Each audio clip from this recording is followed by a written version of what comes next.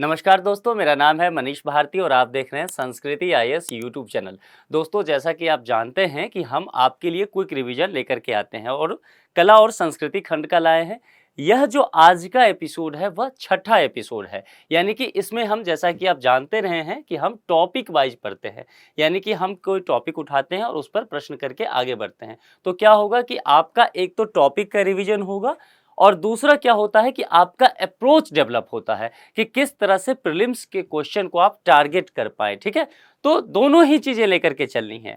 Topic तो solve करना ही है, लेकिन यह देखना बहुत जरूरी है। जैसे प्लेयर उतरते हैं मैदान में ना, तो नेट प्रैक्टिस करके उतरते हैं, तो यही आप समझ लीजिए कि आपका नेट प्रैक्टिस है। ठीक है, उसके बाद जाकर के ही आप वर्ल्ड कप में अच्छा खेल पाएंगे। तो सीधा प्रश्न पर चलते हैं। आज भी 5 प्रश्न हमारे पास हैं 5 टॉपिक से। ठीक है, तो पहला प्रश्न देख लीजिए।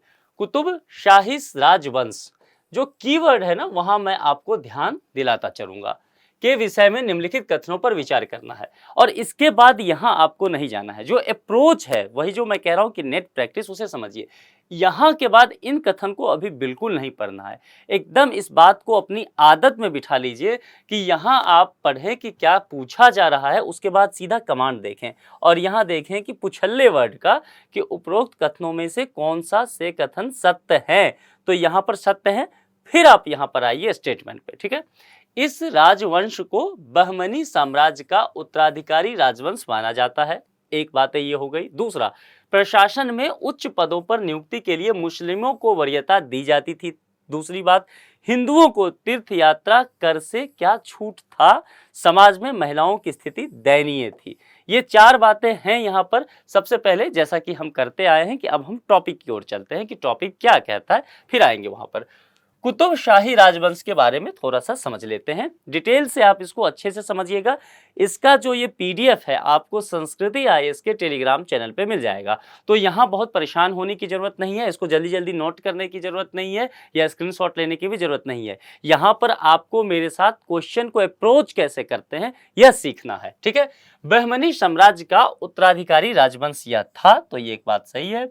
सार्वजनिक सेवाओं में ध्यान रखना है, धर्म, जाति और पंथ के आधार पर नियुक्तियों में कोई भेदभाव इस राजवंश के तहत नहीं किया जाता था। यहाँ पर हिंदुओं को तीर्थ यात्रा कर से छूट भी दी गई थी इसमें।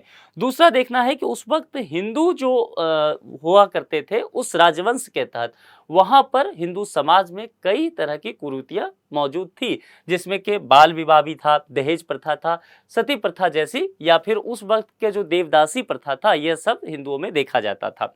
महिलाओं की स्थिति के बारे में जब बात करें तो यहाँ पर यह समझना है कि यहाँ पर समकालीन तेलुगु लेखक जो उस समय के थे, पोलंगंती तेलगनार्य ने अपनी कृति ययाति चरित्र में समाज में महिलाओं की क्या स्थिति रही है उसका वर्णन किया है।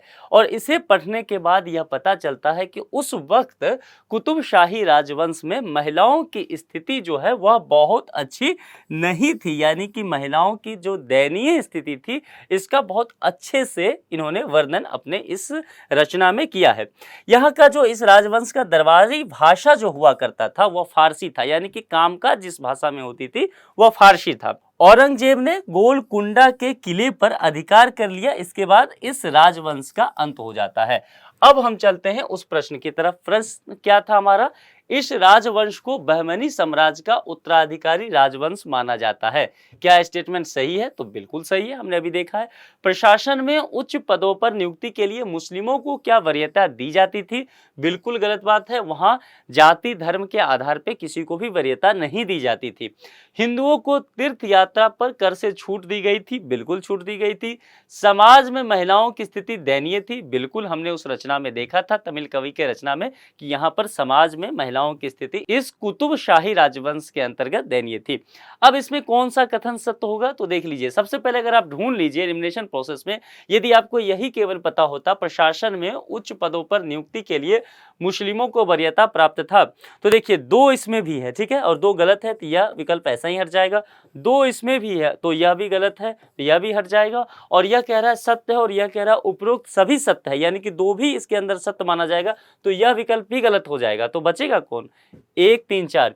यानी कि देखिए एलिमिनेशन प्रोसेस, जैसा मैंने कहा कि अप्रोच कैसे लगाएंगे, आपको बाकी कुछ भी नहीं पता होता, बाकी 4 स्टेटमेंट में से 3 नहीं पता होता, केवल यह पता होता कि प्रशासन में उच्च पदों पर मुस्लिमों को वरीयता दी जाती है या नहीं दी जाती है, तो आप इस प्रश्न का जवाब निकाल ले जाते। तो प्रीलिम्स का खेल यही है, इसे ही सही से समझ लेना है। चलिए प्रश्न 2 पर चलते हैं। कुतुबशाही स्थापत्य कला के विषय में निम्न कथनों पर विचार करना है आपको। अब देखिए यहाँ पर, यह इंडो इस्लामिक स्थापत्य कला की शैली है। इस शैली में इमारती पत्थर के रूप में ब्लैक बेसाल्ट का प्रयोग किया गया है। गोलकुंडा किला और चार मीनार इस शैली के उत्कृष्ट उदाहरण हैं। यहाँ पर भी कथन सत्य को पहचानना है, तो सबसे पहले अब हम टॉपिक पे चलेंगे और यहाँ पर कुतुबशाही स्थापत्य कला को थोड़ा सा हम समझ लेते हैं, उसके बाद हम प्रश्न को सॉल्व करेंगे। देखिए इंडो इस्लामिक स्थापत्य कला की शैली, इसे माना गया है गुंबदों के स्थान पर मीनारों का इसमें प्रयोग किया गया है। ध्यान देना है इसमें, अगर किसी प्रश्न में आए कि इस शैली के अंतर्गत गुंबद हैं तो नहीं है, यहाँ पर मीनार होंगे। ठीक, इमारती पत्थर के रूप में यह बात सही है कि ब्लैक बेसाल्ट का ही प्रयोग इस जो है कुतुबशाही स्थापत्य कला के तहत प्रयोग किया गया है। गोलकुंडा किला और चार मीनार जिसका निर्माण जो है 16वीं सदी के आसपास किया गया था, इस शैली के उत्कृष्ट उदाहरण के रूप में निश्चित तौर पर से जाने जाते हैं। अब चलिए फिर से इस प्रश्न को देखते हैं और स्टेटमेंट को देखते हैं और स्टेटमेंट से समझते हैं कि क्या गलत है और क्या सही है, फिर हम अपने विकल्प को चुनेंगे। यह इंडो इस्लामिक स्थापत्य कला की शैली है, तो निश्चित तौर पर हमने ऐसा देखा है। इस शैली में इमारती पत्थर के रूप में ब्लैक बेसाल्ट का प्रयोग होता है, तो बिल्कुल सही बात है, होता है। और गोलकुंडा किला और चार मीनार इस शैली के उत्कृष्ट उदाहरण हैं, तो बिल्कुल है। तीनों देख लीजिए किसमें है, तो उपरोक्त सभी, केवल डी में ही ऐसा दिखता है कि उपरोक्त सभी है, बाकी में देख लीजिए ऐसा विकल्प है ही नहीं, तो फिर डी इसका सही जवाब हो जाएगा। अब आगे बढ़ते हैं और चलते हैं प्रश्न संख्या 3 पर। भारतीय पुरातत्व सर्वेक्षण विभाग के बारे में कहा गया है और इस बार के लिए यह टॉपिक काफी इंपॉर्टेंट होने वाला है आर्ट एंड कल्चर के दृष्टिकोण से, क्योंकि इसकी जो है कामकाज इस बार पूरे एक साल में देखा गया है, कई बार चर्चा में आया है। तो इसके विषय में निम्नलिखित कथनों पर आपको विचार करना है। यह विभाग वर्तमान में गृह मंत्रालय के अधीन कार्य करता है। आपको देखना है क्या वाकई यह गृह मंत्रालय के अधीन कार्य करता है।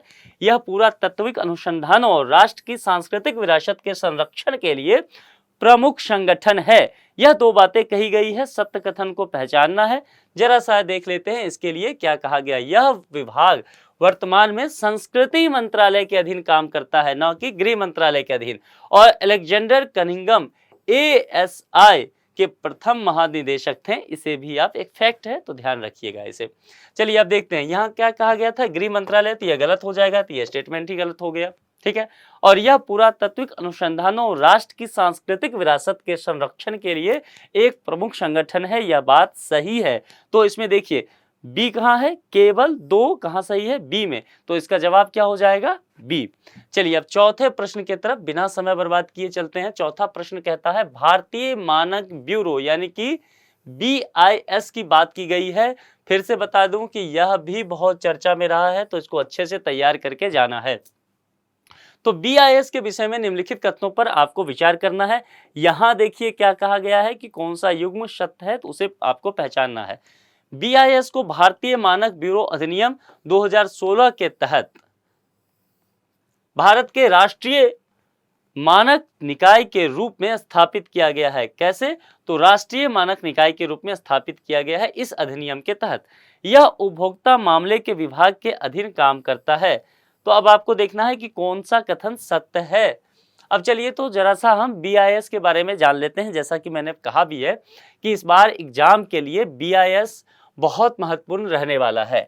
BIS को भारतीय मानक ब्यूरो अधिनियम 2016 के तहत भारत के राष्ट्रीय मानक निकाय के रूप में स्थापित किया गया था। यह बात बिल्कुल पुख्ता है, सही है, सबूत मिल गया हमें। यह उपभोक्ता मामलों के विभाग यानी कि उपभोक्ता मामले, खाद्य और सार्वजनिक वितरण मंत्रालय के अधीन कार्य करता है। इसका उद्देश्य क्या है, मानकीकरण, चिन्हांकन और गुणवत्ता प्रमाणन का सामंजस्यपूर्ण विकास करना इसका एक उद्देश्य बताया गया है। तो यदि इस प्रश्न का हम देखें और जवाब देखें इस प्रश्न का, तो यहाँ सबसे पहले चलते हैं पहले स्टेटमेंट की तरफ और हमें क्या देखना है, सत्य कौन है। तो जैसा कि अभी हमने देखा कि भारतीय मानक ब्यूरो अधिनियम 2016 के तहत इसे भारत के राष्ट्रीय मानक निकाय के रूप में स्थापित किया गया था। तो यह बिल्कुल सही बात हम जान पाते हैं। और यह उपभोक्ता मामले के विभाग के अधीन कार्य करता है। तो यह बिल्कुल सही बात है, यानी कि इसमें से यह दोनों ही स्टेटमेंट सही है। तो केवल 1 और 2 देखिए सी में है, तो सी में दोनों ही सही है, इसलिए इसका जवाब सी हो जाएगा। अब हम चलते हैं अगले प्रश्न की ओर। देखिए, हाल ही में 21वीं सदी के लिए हस्त निर्मित पारंपरिक भारतीय वस्त्रों की सुरक्षा मानक दस्तावेज किस संस्था मंत्रालय ने जारी किया है। यह प्रश्न अपने आप में ही पूरा एक टॉपिक है और काफी महत्वपूर्ण इस बार के लिए है। पारंपरिक भारतीय वस्त्रों की सुरक्षा, ठीक है, 21वीं सदी के लिए हस्त निर्मित, तो इसे ध्यान से देखना है आपको। दस्तावेज जो है किस संस्था मंत्रालय ने जारी किया है। नीति आयोग, संस्कृति मंत्रालय, विश्व व्यापार संगठन, यूनेस्को। तो 4 विकल्प दिए गए हैं, जरा हम इस पर जरा डिटेल से बात करते हैं, फिर देखते हैं। देखिए, यह यूनेस्को द्वारा दिया गया है। दस्तावेज में देश के 50 विशिष्ट और प्रतिष्ठित विरासत वस्त्र शिल्पों की सूची जारी की गई है। कितना? 50। तो संभव है यूपीएससी इस पॉइंट को निकाल ले। इसके बारे में थोड़ा सा और डिटेल समझ लीजिए। देखिए, यहाँ पर आपको देखना क्या है कि पूरे भारत के मैप पर समझिए, भारत के विरासत वस्त्र शिल्पों की सूची दी गई है और यहाँ पर क्षेत्र के हिसाब से भारत के मानचित्र को आप देखिए। सबसे पहले उत्तर भारत, यहाँ देखिए, तो उत्तर भारत और यहाँ देखेंगे दक्षिण भारत, 2 दिशा हो गया। यहाँ पर आप देखेंगे पूर्वी भारत और पूर्वोत्तर भारत, यानी कि पूर्वी जो यह भाग पड़ता है बिहार, उड़ीसा, बंगाल का, और पूर्वोत्तर भारत जो पड़ता है 7 सिस्टर स्टेट जो कि असम हो गया, अरुणाचल प्रदेश, मणिपुर, मेघालय, त्रिपुरा, नागालैंड, यहाँ सिक्किम, तो ये सब स्टेट यहाँ पर आ जाएगा। और पश्चिमी भारत की बात करेगा, यानी कि गुजरात की, महाराष्ट्र की जो बातें की जा रही है उस तरफ, ठीक है, गोवा वगैरह की। तो 4 हिस्सों में हमने इसे बांट दिया है। अब इसे आप देख लीजिए। सबसे पहले उत्तर भारत की बात करते हैं। तो विरासत वस्त्र शिल्पों की सूची में हम सिर्फ स्टेट को देख लेते हैं, आपको ये पीडीएफ मिल ही जाएगा, तो वहां पर आप बहुत डिटेल से इसे देख लीजिएगा।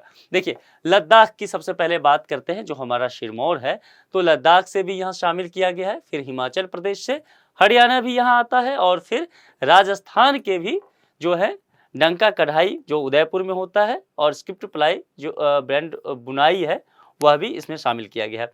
उत्तर प्रदेश के भी जो आप देख रहे हैं 5 वस्त्र शिल्पों को इसमें शामिल किया गया है। पश्चिम भारत से गुजरात, महाराष्ट्र, मध्य प्रदेश और गोवा, इन राज्यों के वस्त्र जो है शिल्पों को इस सूची में शामिल किया गया है।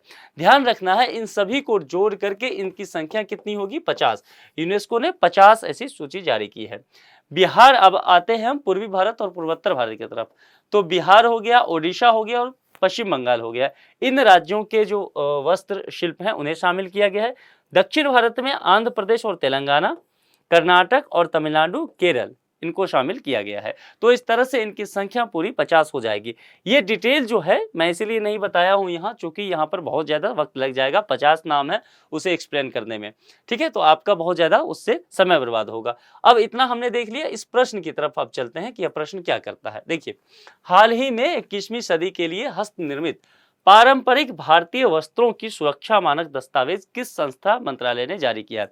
अच्छा, इस प्रश्न पे रुक के थोड़ा सा आप सोचिए। जैसा कि अभी हमने देखा है कि जवाब की यूनेस्को द्वारा जारी किया गया है, तो यहाँ पर जवाब तो यूनेस्को है, डी इसका ऑप्शन सही भी है। अब इसका जवाब हमें मिल चुका है, लेकिन मैं रुकने क्यों कह रहा हूँ, कई बार क्या होता है कि आप कुछ विकल्प देखेंगे, उस विकल्प को देख करके इस बात की पूरी संभावना होगी कि एग्जाम में जब प्रेशर होगा आप पे, आप भावुक हो जाएंगे थोड़ा सा। क्यों मैं ऐसा कह रहा हूँ? देखिए जरा इस विकल्प को देखिए, कितना अच्छे से आपको इस विकल्प में फंसाया गया है। पहला है नीति आयोग, दूसरा संस्कृति मंत्रालय, तीसरा विश्व व्यापार संगठन, चौथा यूनेस्को। अब यहाँ पर आप समझेंगे कि आर्ट एंड कल्चर की बात की जा रही है, कला और संस्कृति की, हो ना हो पक्का संस्कृति मंत्रालय के द्वारा ही यह काम किया होगा, और आप धूमधाम से संस्कृति मंत्रालय में टिक लगा के आएंगे बहुत जोरों से कि इस बार तो 91 का स्कोर कर रहे हैं, फिर पता चलेगा कि आकर के यहाँ पर एक गलत हो गया। तो इन चीज़ों से बचना है, एग्जाम हॉल में कई बार भावुक नहीं होना है और देखना है, लॉजिकली सोचिएगा, उसके आधार पर ही आपको निर्णय करना है। तो चलिए, इस बार जो ये टॉपिक जितने हैं हमने कवर कर लिया है। इसका पीडीएफ फिर से बता दूं, टेलीग्राम चैनल पे मिल जाएगा संस्कृति आईएएस के नाम से, ठीक है। तो आपको परेशान होने की जरूरत नहीं है। कुछ लोगों का मैंने कमेंट देखा, उन्होंने कहा कि सर ये 2023 के लिए आप ये क्विक रिवीजन कर रहे हैं टॉपिक वाइज, लेकिन मैं तो 2024 में अटेम्प्ट दूंगा। कुछ ने तो कहा कि हम तो 25 में अटेम्प्ट देंगे।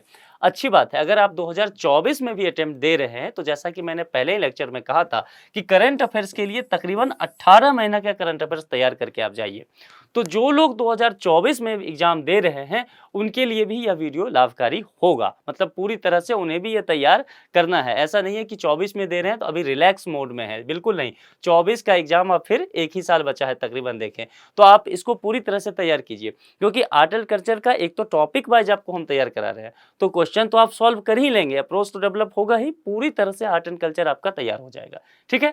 तो आपको देखना है इस वीडियो को, इसीलिए इस वीडियो को यहीं पे रहने देते हैं। अगले वीडियो में हम फिर 5 प्रश्न के साथ आएंगे जो 5 टॉपिक से होगा। तब तक अपना ख्याल रखिए। Thank you.